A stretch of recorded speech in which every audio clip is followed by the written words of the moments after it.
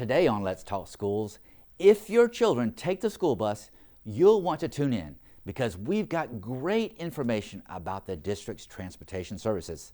Plus, find out how we are working to solve the bus driver shortage.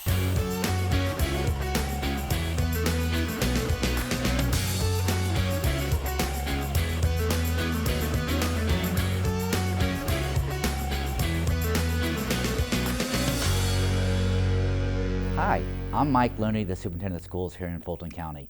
Thank you so much for joining another session of Let's Talk Schools. Today I have a very special guest, Vicki Cross. Mrs. Cross is in charge of our amazing transportation fleet. Mrs. Cross, thank you for being on our show today. You have a tremendously difficult and challenging job. You oversee our bus transportation services for our VIP guests. I do. I am very happy to do that, but yes, we are. So tell me again how long you've been with the district. I've been with the district 10 years. I started my career with transportation in 1991 with another district and came up through the lines, and I got as far as I felt like I was comfortable with that district and started looking for other opportunities, and Fulton County gave me that opportunity. And I've been with them for 10 years and very happy to be here. You came home to Fulton. I did. So glad that you did. Thank you. So let's talk about our bus service. Okay. We have about how many transportation routes? Do you even know? It's so many hundred. I do. I'd kind of like to do a little history. In school year 1920, we had 820. And it's come down to 659 for this school year. That's not exactly where we want to be, because to get to that number, we had to collapse a lot of routes, we had to combine a lot of routes, and now because of the driver shortage, we're having to do doubles and in some cases triple runs. So it's not where we want to be, but right now that's where we are. And of that number, we're about 74% staffed. Okay. So we're still continuing to face a bus driver shortage. That's a national phenomenon. It is. But I know that our school board has been very, very purposeful in making sure that our compensation levels are competitive, and we offer a signing and a retention bonus. Can you talk about that? We do. And I will say, I don't want it to just be a negative message, because since August 1st, our applications and the numbers that we historically have seen have doubled. And I think the reason for that is the $2,000 hiring bonus, but also the media has been very receptive and has gotten our message out that we need bus drivers. But also we changed our hiring just a little bit. You come to us with a regular driver's license, and yes, you do have to pass, you have to have a good MVR, pass a physical, pass drug and alcohol, and a background check. None of that costs you any money. We pay for all of that. Okay. But then we start hiring as you are getting your permit to get your commercial driver's license. It's like the old learner's permit when we all got our driver's license. So you get your permit, and then we continue training you to get your CDL. And currently right now for South County, we have 21 drivers in that pipeline from the HR stage into the training stage. And for North County, we have 18. So it doesn't sound like a large number, but it is. It's huge for what we are used to having at this time. So the incentives and our new strategy seem to be paying off and working. I believe it is. I do. And we continue to see it. Does a bus driver that wants to work part-time, is that an option? It or is. do they have to work morning and evening? They can. It's up to them. There is specific hours that they're allowed to work depending on, say they want to come back, they retired and they want to come back, and they're on the Fulton County pension. There are restrictions with hours that go with that, because they don't want to mess up their pension, I'm sure. So there are some restrictions, but that is always an option. Okay. Well, it's incredibly important work.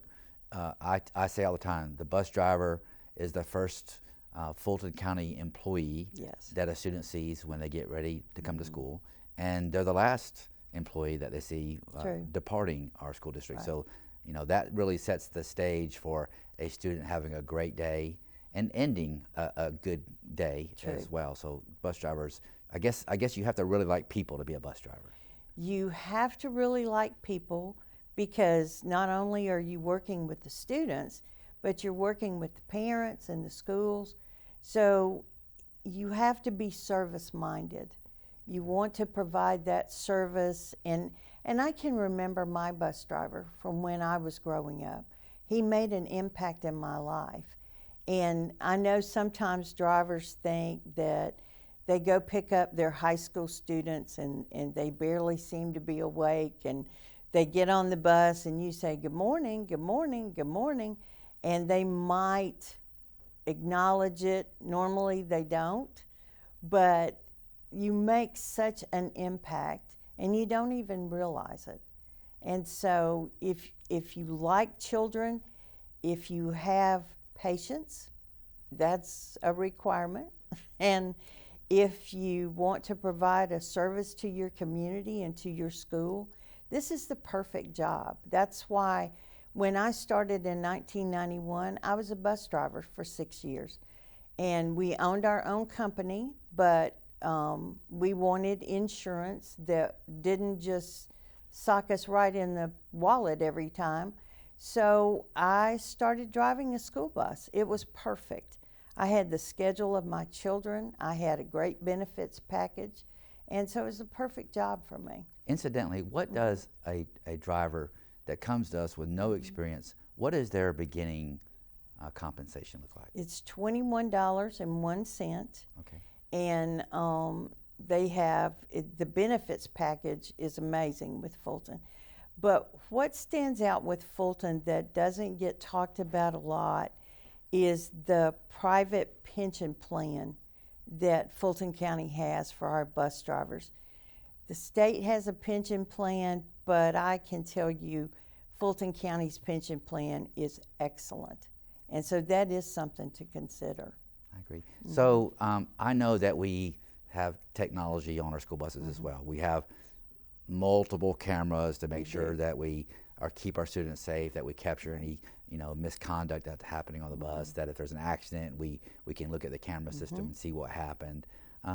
How do our parents know whether their child is going to be picked up on time or not? I as I come to work every day, I know where the bus stops are, and I see students standing by the bus stop because we don't do door-to-door service generally. We pick up at bus stops. Right. Kind of like what we did when I was in school. So how does a parent know if the bus is running late or early, particularly during inclement weather? It's getting that time of year where we start thinking about cooler temperatures and students needing to put a hood on, or if it's sprinkling, or a jacket on if it's cooler. Is there a way for parents to know that? Yes, we strongly recommend that you use our Here Comes the Bus app. You find it on the Fulton County webpage, and at the bottom of the home page, there's a little green tile that has a school bus on it. Click on that, and in the left-hand column, you go down and find Here Comes the Bus. Click on that, and then it tells you exactly how to add the app to your device, to your student's device. And then from that app, you set up your own parameter of when do you want to be alerted that your bus is coming. And it's only your child's bus that you will see because you use the student ID number. Right. And so once it crosses the perimeter that you set up, it alerts you, and then you know when to start heading out for your bus. And right now, this school year, especially with the doubles and the triples that we're having to run, we are not as consistent as we normally would be, and we take great pride to be consistent. but that's not possible this year. So the app, it allows me to say, I want to be alerted 5 minutes before my child's bus is going to arrive. Does it also allow you to look at where the bus is, to know that the bus is, where the bus is on as it relates to the schedule? It does, and we can send messages on Here Comes the Bus and let you know that the bus is running late. Say it's involved in an accident or there's extreme traffic, then we can send a message that the bus is running late. Right. We also use the district's tool, Blackboard, to send out messages as well. I have learned to be flexible in the traffic that we all live in today. Wow. It's really hard to be exactly on time these days because you never can control for what other people are doing and what the road conditions are out there. So, and the application is called what now? Here Comes the Bus. Here Comes the Bus. Yes. And you can find a link to that on the district's website. You can. Okay. On the transportation page, just click on that, go, and you can find it. It'll get you right there. So I want to turn to something really exciting. Okay. We had this crazy idea, I don't know, maybe 2 years ago, about giving bus drivers more practice as it relates to, events that may happen, and because practice makes perfect. And so, we have simulators for pilots. We have simulators for just about everything, and we are in the process of securing bus driver simulators. We are. Talk to us about that. I'm so excited about that. I am too. We had a demo not too long ago, and the company that we chose, the simulators called a 660 School Bus Plus Simulation System. It's Doron, so anyone that wants to go and look that up and see what that's like. But, this was an idea that you came to me with 2 years ago, and you said, check into this. And so I started digging into it, and what I found were some systems that it's kind of like a Dave & Buster's gaming system. That's not where I wanted our county to be, but this simulator is like the cab of a bus. It has all of the instrument panel, the lights, how you do a stop arm, that comes out. And I'm just really excited about it because it has over 100 scenarios, and they will install, they take care of, they train, and we can set up any scenario. If somebody does have an accident, we can set that up exactly and go through it because you can't really do that out on the road. Right. So we set that up, but we've broadened what we want to do with this. And I think it's going to mean such a huge difference for our new drivers because I was that new driver, and all I had ever driven was a minivan. That was the biggest vehicle. So I came in and they started throwing all of this training at me, and it was just overwhelming. But we're going to teach you 4 different ways how to drive our bus. First, we're going to have face-to-face teaching time with you. We'll give it to you in a written format, but now we're going to be able to take you to a simulator, and you could put your hands on it and practice it before we ever really put you in a bus. And this simulator, the cab, say you are going through a construction area, you can set it up for that. And there's a pothole. The cab adjusts for that pothole, so you'll feel it. Just like an airplane simulator. It is. Yeah. And so it's 4 55-inch screens, and it gives you total vision. It uses the mirrors like you would use them. It's every weather condition. It's every road condition. It's rural, it's highway, it's urban. It's just so exciting to watch the different scenarios. And so for our new drivers, we'll be able to add a tool to their training. But our veteran drivers, we see they have the ability, they have modules. And so from those modules, say you want to do a backing class, how to back your bus in different situations. So you would pick several of the modules, they have many, but you pick several and say you had 6. Then all of a sudden that becomes your backing course.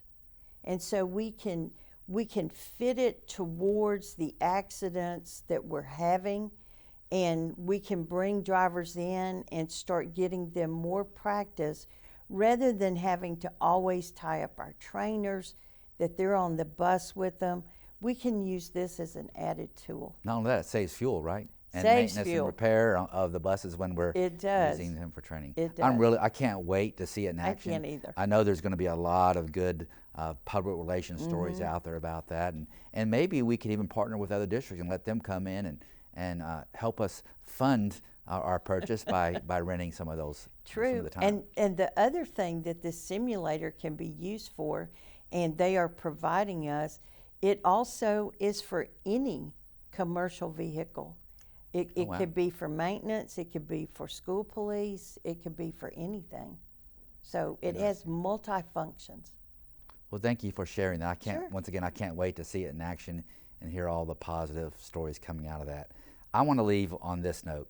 I sometimes get concerned when I'm behind a bus and the stop arm, lights start flashing, the stop arm comes out, and I see citizens Right. that appear to be confused about what to do. Right. So just for clarity's sake, I'm going to give you 2 different scenarios Okay. because this is where I see it happening at. Imagine a 4-lane road, 2 lanes going one direction, 2 lanes going the other, no median. The bus lights start flashing, the stop arm comes out. What do the drivers going in the same direction that the bus is heading do? They have to stop. They have to stop. They have to stop. They have to stop behind the bus. Yes. Is there a number of feet or is there some requirement as far as how far behind the bus they should stop? We would prefer that they stop 12 feet behind the bus because if we can't see you in our mirror, then you can't see us and you can't see students. So we ask that you stop 12 feet behind the bus, And that's drivers in both of those lanes. both of those lanes. Now let's assume for a second we're going in the opposite direction. Same scenario, 4-lane highway, bus is stopping in the far right-hand lane, going one direction. The car is going in the opposite direction. What do they have to do by law? They have to stop. If there is no median, they have to stop as well. Okay, all right, so you said if there's no median. Right. So if there's a median, what are the differences? Do the cars going in the same direction as the bus have to stop? They do, Okay. absolutely. And the cars going in the opposite direction, If there is a concrete barrier, meaning curbing, or it's a grass median, you do not have to stop. You can continue. okay. That is such good information. Yeah. I appreciate Thank that. you for asking. I know that our citizens aren't purposefully violating the law or increasing the hazards of students riding the bus. I think it's just continuing to communicate what the law is. Folks, thank you so much for joining Let's Talk Schools. It's been a very informative session. I look forward to learning more from Mrs. Cross about the great things happening in our transportation department. Please join us again for Let's Talk Schools next time. And now, let's go around the district in 90 seconds.